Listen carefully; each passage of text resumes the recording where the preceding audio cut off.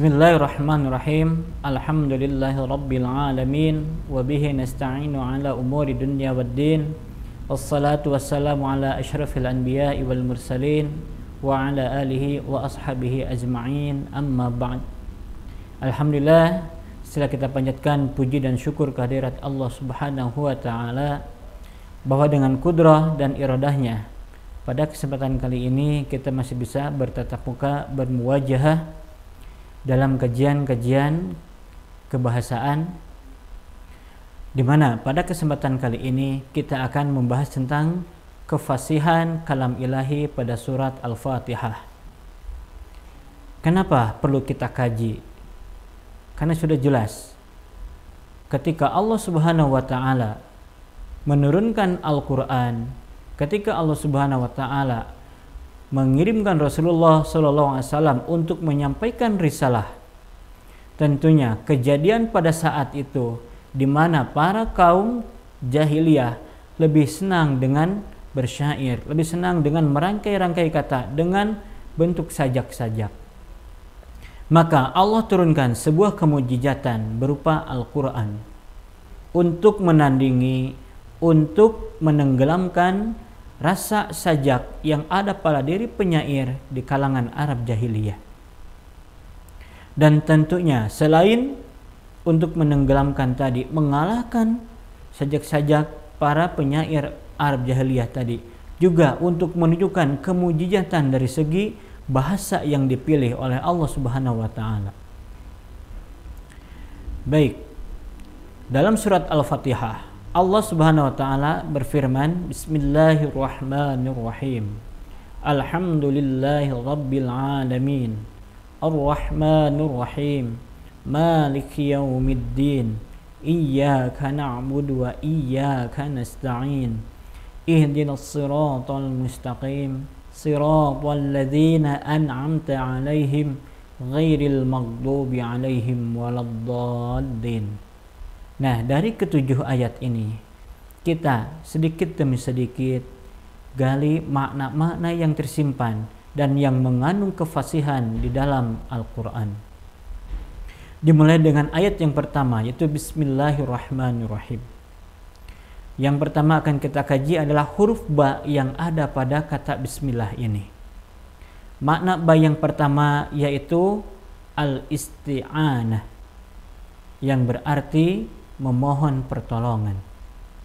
Maka ketika manusia mengucapkan kata Bismillahirrahmanirrahim dalam setiap memulai pekerjaannya, dalam setiap memulai sebuah aktivitas, baik itu yang berupa pekerjaan secara individu ataupun secara kolektif, maka tiada lain dan tiada bukan manusia yang meyakini dengan kata Bismillahirrahmanirrahim ini, berarti dia meyakini bahwa tiada daya dan upaya kecuali dengan pertolongan Allah Subhanahu wa taala.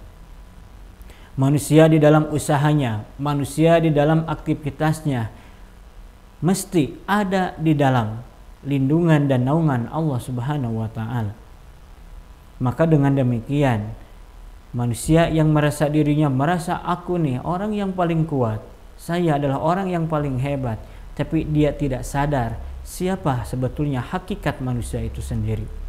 Karena dengan ba isti'anah tadi berarti manusia menggantungkan kepada Zat yang Maha Satu, yaitu Allah. Adapun makna yang kedua dari kata Bismillahirrahmanirrahim khususnya pada huruf ba, yaitu al-ilsaq.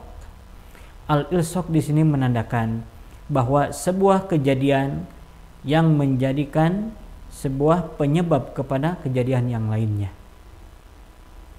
Ketika manusia melakukan sebuah aktivitas, ketika manusia melakukan sebuah pekerjaan, maka pekerjaan tersebut, aktivitas tersebut harus menjadi wasilah kebaikan di hadapan Allah Subhanahu wa taala, juga proses bentuk taqarrub ilallah. Maka dapat dipahami dengan fungsi huruf ba ini, yang pertama al-isti'anah, di mana manusia membutuhkan pertolongan dari Allah, dan yang kedua al-ilsaq, berarti harus menjadikan setiap aktivitas manusia bernilai ibadah di hadapan Allah Subhanahu wa taala. Kemudian pada ayat yang kedua, Alhamdulillahi Rabbil Alamin. Alhamdu yang dipilih oleh Allah dalam mengungkapkan sebuah pujian berbeda dengan al-madhu ataupun as-sana. Kenapa Allah tidak memilih al-madhu? Kenapa Allah tidak memilih as-sana? Karena makna dibalik dari alhamdu lebih pantas dan lebih cocok untuk ayat ini. Makna dari alhamdu itu sendiri adalah pujian yang terlontar dari seseorang kepada orang lain. Maka Allah mengajarkan kepada manusia supaya manusia tidak gila hormat, tidak gila jabatan, bahkan tidak gila pujian. Dengan demikian, pujian berlaku untuk orang lain tapi tidak untuk diri pribadi.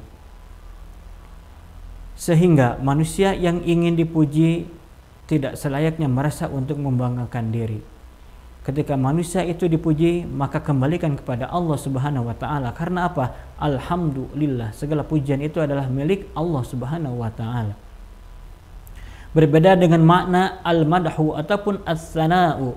Al-madhu yang berarti bahwa pujian untuk diri pribadi dan juga untuk orang lain. Adapun as-sana'u yaitu pujian untuk diri pribadi dan untuk orang lain, dan ini dilakukan secara berulang-ulang, maka Allah menggunakan kata as-sana. Tapi dalam ayat yang kedua ini Allah memberikan ayatnya atau kalimatnya dengan kata alhamdu. Karena apa? Karena manusia yang memuji zat Tuhannya, yaitu Allah Subhanahu wa taala, dan juga mengajarkan kepada kita bahwa untuk tidak menjadi orang yang gila pujian, orang yang tidak gila hormat. Karena pada hakikatnya lillahi, yaitu milik Allah. Kemudian Rabbil Alamin. Kenapa Allah memilih kata Rabb, bukan ilah, bukan malik?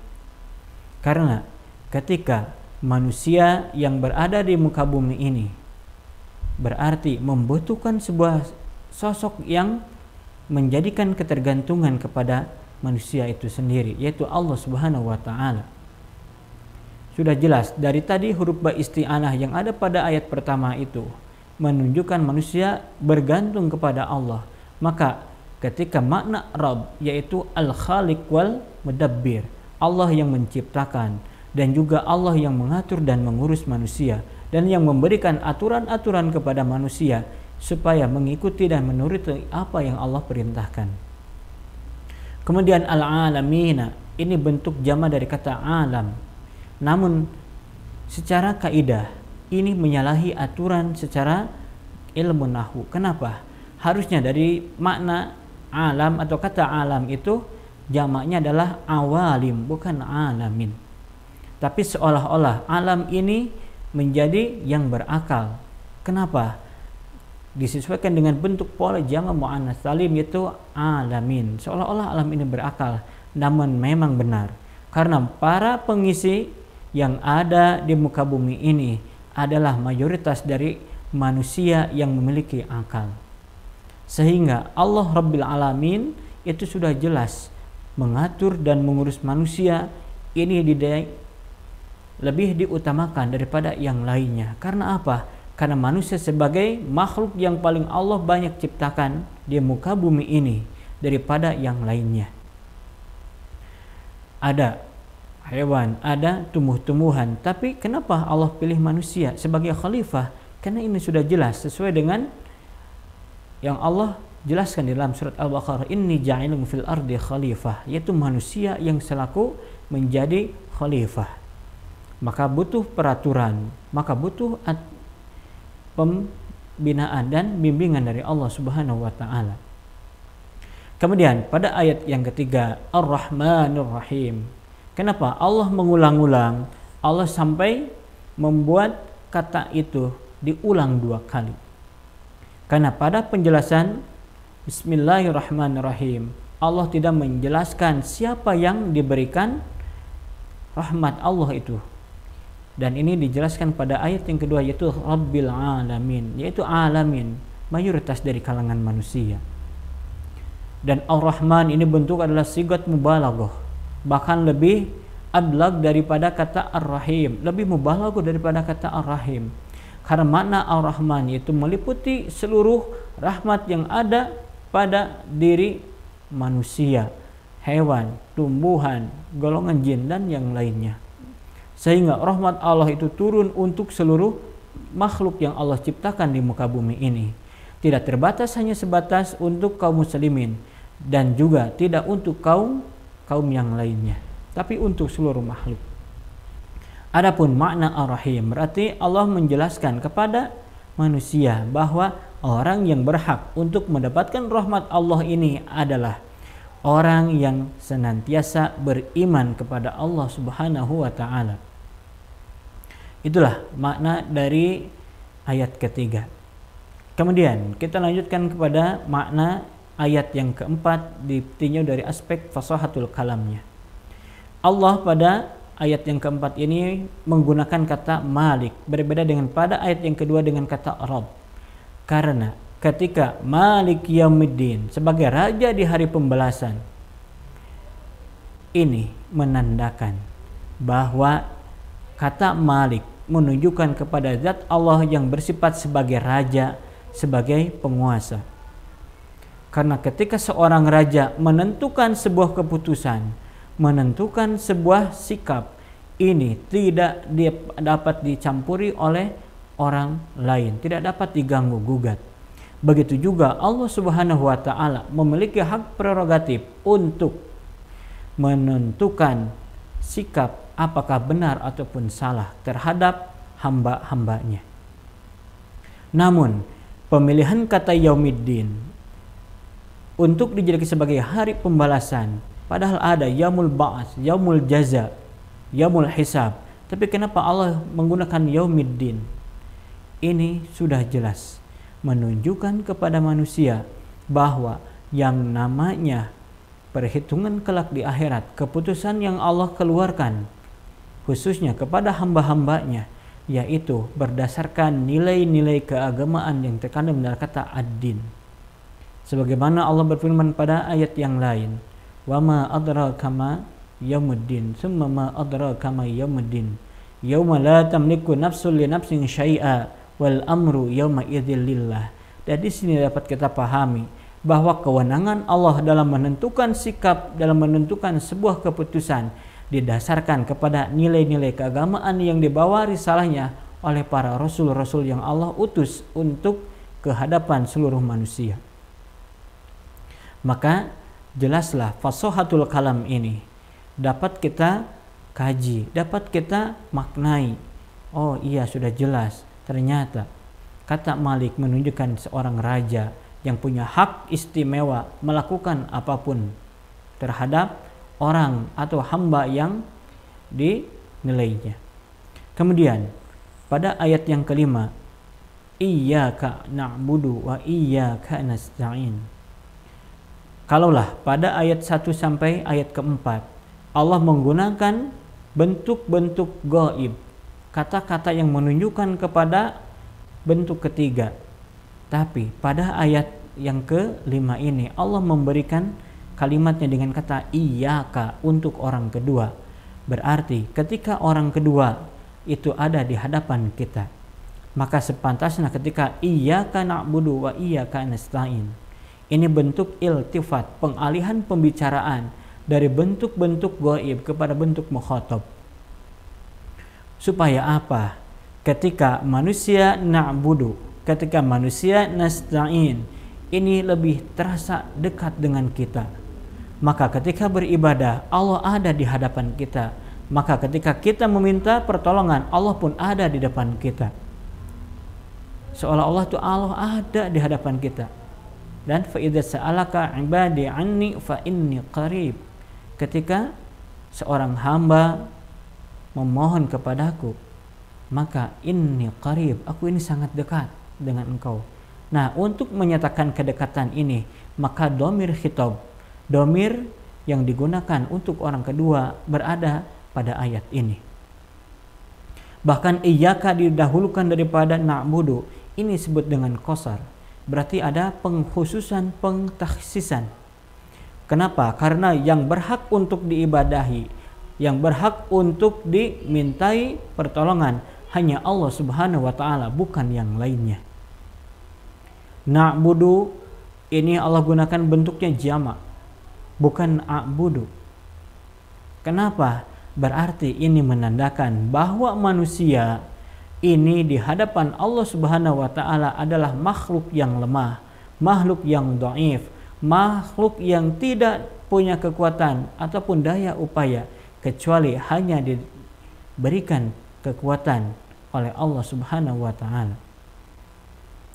Maka sudah sepantasnya manusia ini beribadah sebaik mungkin dan hanya kepada Dialah kita beribadah. Kemudian didahulukannya kata na'budu dengan kata nasta'in. Ini menunjukkan bahwa untuk mendapatkan pertolongan Allah itu selayaknya manusia beribadah dulu. Sebagaimana kita penjelasannya di dalam surat At-Talaq ayat 2 dan 3. Wa may yattaqillaha yaj'al lahu makhrajan wa yarzuqhu min haitsu la yahtasib. Syarat yang pertama yaitu ibadah. Berarti salah satu nilai ibadah dengan bertakwa. Karena makna takwa itu sendiri adalah al-imtitsalu awamirillah wajtinabun nawahihi. Melaksanakan apa yang Allah perintahkan dan menjauhi apa yang Allah larang. Maka ketika manusia beribadah, ketika manusia bertakwa, maka Allah akan berikan yaj'al lahu makhrajan, sebuah jalan keluar, solusi ketika dia mendapatkan sebuah permasalahan, dan itu adalah pertolongan dari Allah Subhanahu wa taala. Bahkan wa yarzuqu min haitsu la yahtasib, akan mendapatkan rezeki dari suatu hal yang dia tidak sangka-sangka. Itu juga merupakan bentuk pertolongan dari Allah Subhanahu wa taala, hasil akibat kita beribadah kepada Allah Subhanahu wa taala. Selanjutnya, ihdinas siratal mustaqim. Pada ayat yang ke-6 ini, ketika as-sirat digunakan oleh Allah dalam menjelaskan sebuah perjalanan hidup manusia atau dalam memberikan gambaran perjalanan hidup siapapun di alam raya ini menggunakan kata as-sirat. Berbeda dengan kata at-tariq ataupun as-sabil. Kenapa Allah pilih as-sirat? Dari segi pengucapan antara huruf shad, ra dan ta ini begitu sulit dan saling berdekatan satu sama lainnya, sehingga ketika diucapkan oleh orang ini akan terasa sulit bagi dia. Maka bisa kita raih gambaran dari kata as-sirat ini, bagaimana beratnya, bagaimana sulitnya, bagaimana sukarnya manusia di dalam menjalani kehidupan di muka bumi ini kalaulah tidak ada daya dan upaya dari Allah Subhanahu wa taala. Bahkan ini sebut dengan tasbih, tapi tasbihnya atau adatul tasbih dan wajah syabahnya dihilangkan, bahwa as-sirat itu disamakan dengan al-Islam. Ya, as-sirat al-mustaqim ay ad-dinul haq ay al-Islam. Maka dengan demikian patokan manusia untuk melaksanakan sebuah perjalanan hidupnya tidak lepas dari rel-rel yang ada di dalam agama kita, yaitu al-Islam. Kemudian pada ayat yang terakhir, siratal ladzina an'amta 'alaihim ghairil maghdubi 'alaihim waladdallin. Allah ulangi lagi kata as-siratal mustaqim. Untuk apa? Untuk menjelaskan yang seperti apa yang lurus itu, yaitu siratal ladzina an'amta 'alaihim, jalan yang senantiasa Allah ridhoi, jalan yang senantiasa Allah rahmati. Dalam ayat yang terakhir pun Allah memberikan penjelasan kepada kita kenapa siratal ladzina an'amta 'alaihim. Kata an'amta 'alaihim didahulukan daripada ghairil maghdubi 'alaihim waladdallin. Ini menunjukkan bahwa orang-orang yang diberikan kenikmatan oleh Allah Subhanahu wa taala minan nabiyyin wal mu'minin, dari golongan para nabi, para anbiya dan juga kaum muslimin dan kaum mukminin, ini diberikan kemuliaan oleh Allah Subhanahu wa taala dibandingkan dengan orang-orang yang lainnya. Dan inilah di antara bentuk kefasihan ayat-ayat Allah Subhanahu wa taala yang terkandung di dalam surat Al-Fatihah secara khusus. Dan mudah-mudahan ketika kita selaku manusia yang dhaif, selaku manusia yang lemah, ketika dihadapkan kepada sebuah ayat-ayat Allah selayaknya kita menggali dan mengupas makna-makna yang terkandung di dalam Al-Quran tersebut, sehingga menjadikannya sebuah kemujizatan untuk diri kita dan lebih mendekatkan diri kepada Allah Subhanahu wa Ta'ala.